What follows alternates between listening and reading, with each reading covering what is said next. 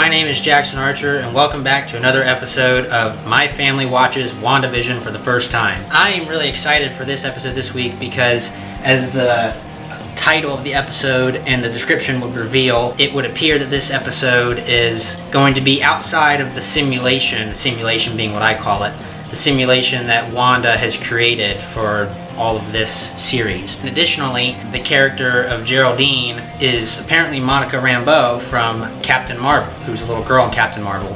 So that is apparently who Geraldine is, and this episode looks to be like it's going to be all about her and what is going on with Wanda. That's what I think. I'm really excited to see it. Let's see what everybody else has to say. Jake, what do you think? Any predictions?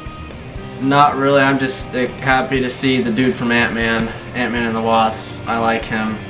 I think he's cool. Yeah, you were watching Ant-Man the other day. We both really like Ant-Man. I can't wait to see the simulation stuff with him. He's probably behind it all. He's a Chad. He's a cool guy. Chad. I don't know what a Chad means. It means he's a cool guy. Predictions? Well, I too do not know what Chad means. Now I do. Anywho, no predictions this week. I just hope that I'm not disappointed because I like the Wanda and Vision stuff so much. I don't know. I'm still excited to see, but I hope it isn't like a little bit of a letdown because I like them, Wanda and Vision, so much. And if they're not in it and it's focused entirely on somebody else, I still just hope it's as good as it has been. I'm pretty sure Wanda's still going to be in it. There's no way she's not just going to be absent from the episode. That'd be stupid. They only have 9 episodes. They can't have one with her not in it. Do you think the absence of singing and song will affect your enjoyment of the episode at all, given your Cher impersonation last week? Job interview? What kind of question was that? You definitely need singing and song in it. I'm already disappointed. Any ideas? Well, just this whole concept of Chad. Nobody knows what a Chad is. Do you? A Chad was made famous by some election, I don't know, 10, 20, 30 years ago, where they called into question that the ballots weren't counted right because the Chad is a little piece of paper that gets punched out of the hole when you select somebody on your ballot. And if the little piece of paper doesn't fall completely out, those machines that scan for those holes don't count it right. So I don't know if it was Bush or Gore or somebody like that lost or won the election because of hanging Chads. That's what a Chad is. A Chad is the little piece that sometimes gets stuck in the hole. Yeah, you know, in those punch cards. Yeah. The little piece. If it doesn't fall out completely, the machine misinterprets it because of the hanging Chad. I remember that term from my high school days, the hanging Chad.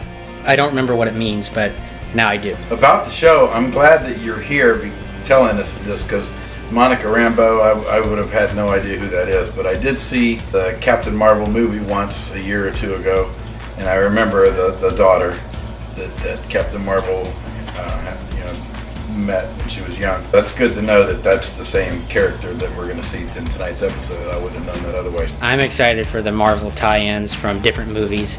So that's a testament to Marvel Studios and their production abilities. They should call the Avengers. Let's get into it. WandaVision. We interrupt this program. It's a good tie-in to what the episode is called. Let's get into it. WandaVision episode 4. Previously on WandaVision. She came here because we're a what? What is that? Simple.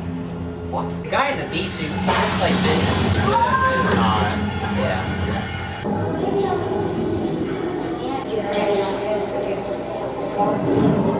Thing from Captain Marvel. That's her coming back from Thanos' snap. Oh, yeah. Right after Hulk snap. Her mom was in the hospital. Because for them, it's instantaneous. Where did you go? Your mom, she died, honey. Maria died 3 years ago. It was 2 years after you disappeared. And this is all moments before the whole fight in the game, so like, nobody's still alive right now. Woo! Like Grams at a Buckeye game. Sword. Yep. Yeah. Captain Monica Rambeau. Director Tyler Hayward. 3 weeks and you're the first to report. Can't say I'm surprised, Captain. The program hasn't been the same since you've been up there, Rambeau. On robotics, nanotech, AI, unexpected threats. Both threats and allies. The FBI is in a tizzy over a missing persons case. They've requested use of one of our imaging drones, and I need a chaperone. Be doing you a big favor with this FBI thing, but if you need more time. No. I'm good to go. That's the neighborhood that Vision and Wanda live in. There's your guy. Yeah. James E. Woo, FBI. Oh, he learned the magic trick. And Yeah, he finally I've got a learned it. witness.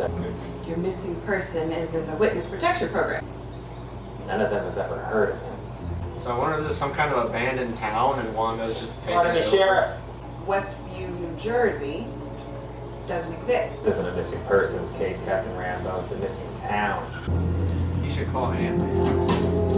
That's a helicopter. Yeah. Wait, where'd it go? It's like pixels. Yeah. So I wonder if this is Mephisto because it looks Sort like of. a computer. Captain Rambo. Yeah, oh, there's the girl from Thor. Darcy. Astrophysics. We got a full clown car. A colossal amount of CMBR. We've been told the radiation is within a safe limit. It is for now. I need a TV. An old one. These tours will take you straight into town.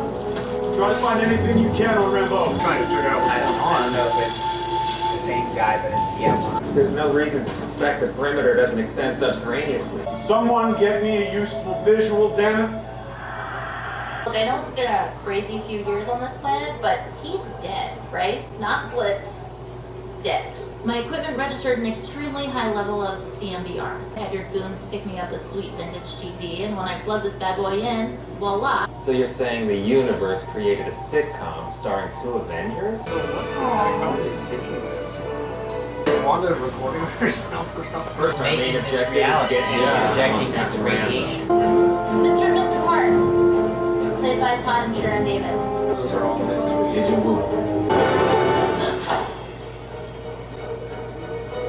What are we looking at here? Is it an alternate reality? A 1950s sitcom. But why? If my theory is right, allow us to speak directly to her. Like a retro version of a sword drone? Bingo. Why'd you colorize it? I didn't. Oh, so he's gonna say, Wanda, who's doing this to you? That's Okay, gonna be ready? when it happens. Who's doing this to you, Wanda?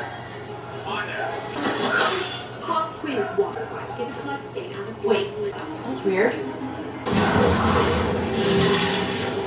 That's why.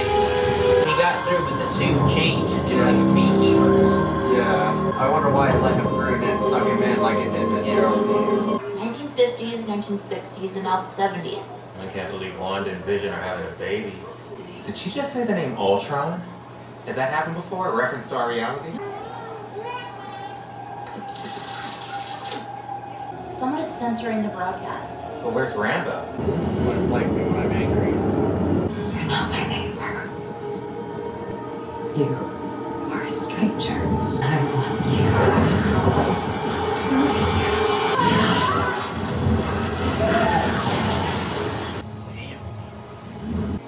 Where's Geraldine? What? This is our home. Are you sure? I have everything under control. That's sad. It just shows how freaking evil Thanos is. That's traumatizing. It's all wonder.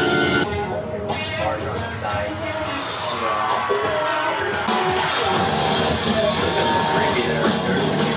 All right, that was really good. Jake has some stuff to say now. I've seen, I don't know where, but it's probably in a bunch of articles online, that Paul Bettany in an interview said that during WandaVision he got to work with this big MCU actor that he's wanted to work with for a while now. It's like it could be Doctor Strange or Spider-Man or someone, anyone that Vision hasn't seen. My source for this was Den of Geeks on Instagram, so he got it from someone else, that apparently there's leaks out, and I'm gonna try my best to avoid it. But he says that there's leaks out there right now, and he's seen it. He said it's as big as Luke being in The Mandalorian. If you were to see that, like he compares it, it's that big of a leak. there's probably someone that makes a cameo, like Doctor Strange or someone, and that's the leak that's out there right now, because Paul Bettany said that he gets to work with someone that he's always wanted to work with. Paul Bettany in the series WandaVision gets to work with another MCU actor that he has not previously worked with. And this wasn't a leak. This was said by him in an interview. He said, I got to work with someone I've wanted to work with for a while. Separately, I heard that there was a leak that there was something big happening, like a big appearance comparable to Luke Skywalker. I'm guessing that means whatever the leak is probably this person that Vision gets to see. But my guess is it's probably Doctor Strange is my hope. He makes a cameo towards the end. All we have to do is track which Marvel characters Vision has worked with in previous movies. Who would be the biggest crossover with Vision in our opinion? If they're saying this connects to Spider-Man 3 and it connects to Doctor Strange, then it would only make sense for him to be the cameo. I think you're right. I don't think he's had a scene with Doctor Strange. Maybe it's Tobey Maguire. Yeah. It's not going to be him. Maybe it's Spider-Man. This episode I really like the start of this episode and seeing how the blip Thanos' snap affected Monica. Confirming too that she is a sword employee, so that was good. I really like that. And just in general, seeing everything from the outside of what's going on in the first 3 episodes is really cool. Me and my mom, we watched Law & Order Special Victims Unit, Law & Order SVU. And the episode that we watched this past Thursday night, the guy who gets convicted in that he's some bigwig lawyer that's up for promotion, the director of S.W.O.R.D. that was talking to Monica at the beginning, that's who he was, so that was funny. I recognized him immediately. Then I just thought it was funny too that seeing every time in the past 3 episodes that Wanda breaks the reality or seemingly realizes that she's creating this world, the program that S.W.O.R.D. is seeing on the outside, it cuts. She's able to edit what they're seeing. Yes, exactly. She's able to edit the program. She cut out the part of her throwing Monica.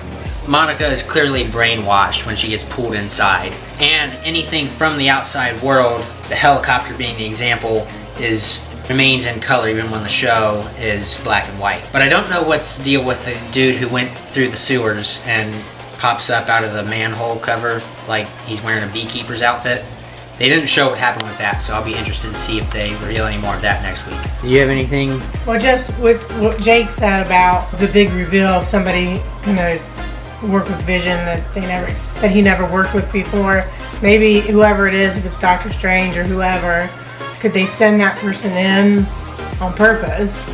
Because they would be back after Endgame. He would be the one to call for this. Maybe they send him in because they're kind of catching on that it's Wanda controlling everything, so she would need somebody pretty powerful to go in there, so maybe that's why they send them in there. What Jack was saying, it was nice to see it from the other side, because we've had 3 episodes now where we've got to see it from inside, so now it was cool to see what's going on the outside. Jake was doing a great job when the episode started of explaining at the beginning when Monica wakes up from the blip, she comes back. In that moment, that's when the battle in Endgame is going down. The Hulk snap that brought that was the Hulk snap that brought everybody back. At the point when Monica is starting to investigate Westview, the battle is over at that point, or it should be. I'm assuming there's some bit of a small time jump to that point in the episode. It would make sense that, in the remaining episodes in the series, according to Jake's rumor about Paul Bettany getting to work with another big MCU actor or actress, perhaps they call on some big powered Avenger like Doctor Strange to come in there and fix what is wrong. It really could be anyone that Vision hasn't worked with. I mean, we know from Endgame and Infinity War and even some movies before that who he has worked with. So we could probably come up with a couple other names of people he hasn't worked with. Who's powerful enough to take on Scarlet Witch, Wanda, possibly Doctor Strange. So I don't know. My guess is still they send him in on purpose. Why else would an Avenger be in there? The real big candidate for facing off against Wanda, or not facing off, but trying to help her is Doctor Strange. There could be other people, but Doctor Strange is probably the most likely candidate. Apparently S.W.O.R.D. is the same organization that Nick Fury was at in the post-credits of Far From Home, or during the whole, because he wasn't even in Far From Home, that was a Skrull. Nick Fury was with Sword up in that base, having a vacation. That's what I said in one of the first 2 videos that we've done. I commented on that Sword is like S.H.I.E.L.D. but the space version of S.H.I.E.L.D. and that is probably where Nick Fury was. So that's a very good observation, Jake. And that part where they showed Vision where he looked awful, like he was dead, with the stone removed from his face and he had no eyes. Like if he's really dead, is she just envisioning him as looking good, as looking like Vision? Is that really him? He's really dead. That got me. I jumped a little bit. That seemed like a horror movie to me. It reminded me very much of the beginning of Star Wars Episode 9, where Palpatine in the beginning, he looks like a zombie. That was very horror-ish. It scared me too. The way I interpreted that scene, she was just in that moment after throwing Monica out of the reality, she was still lingering in that moment of living back in reality and knowing that this is all not real. When she saw Vision, she remembered what actually happened to him, that he's really dead, he's not really here. And then she looks down, closes her eyes, and is back into her dream state. That's just super sad then. Yeah, that's what Jake was saying. It was very sad. I mean, it's interesting to watch and be a part of it, but that's the realistic part of it. He's really dead. It just shows you what grief can do, even to an Avenger. We always leave you last, so I apologize for that. That's okay. You have any inputs? Nah, I don't think I have any input. I'm enjoying it. It's kind of neat to see how the episode tied back to events from the earlier Marvel movies, but I haven't seen them enough to remember all the stuff you guys are talking about. I think I get it when you explain it, so it's fun. It's a good show. They were fighting a minute ago. My girls, Cody and Gracie. The Archer pets. This one down here was snoring. Des and Troy, together, they destroy. Alright, I was just watching the episode record on OBS, screen recording of the episode for editing purposes. There was a scene that played by before I got up and walked out of the room that caught my attention when Monica is speaking with the acting director of Sword. The world has changed a lot. Sword's priorities have shifted from one thing to AI, nanotech, those kinds of things. Things that Tony Stark was very fluent in, very well versed in before his demise in the MCU. I'm not saying that line by him has any tie-in specifically to Tony Stark. I just think it's funny. It's peculiar that he specifically talked about Sword's involvement in nanotech and AI research, which is something very in line with Tony Stark. So just think about that. The Sword director, he mentioned something about there's a lot of enemies out there in space, and Monica Rambeau replies with, there's always been a lot of enemies and allies. She's referring to the Skrulls from Captain Marvel. She was a little girl during the events of Captain Marvel, and she saw firsthand who the Skrulls really were, at least in that point. A lot has happened since then. We don't know. The Skrulls could be acting as double agents, working with S.H.I.E.L.D., and they could be really having their own agenda behind the scenes. We don't know. She saw the Skrulls as a little girl and that they were really being oppressed by the Kree. She was hinting to her memories of that whole movie and knowing that everybody thought the Skrulls were evil bad guys, but they were really not so bad. They were just trying to survive. Alright, that's it for WandaVision Episode 4. It's a really good episode this week. Let us know what you think down in the comment section, what ideas you might have about the episode this week. We would really like to hear them. Leave a like on this video as it helps out both the video and this channel a lot. Subscribe to the channel if you want to see more fun family content like this. And we'll see you next week for WandaVision Episode 5. Take care.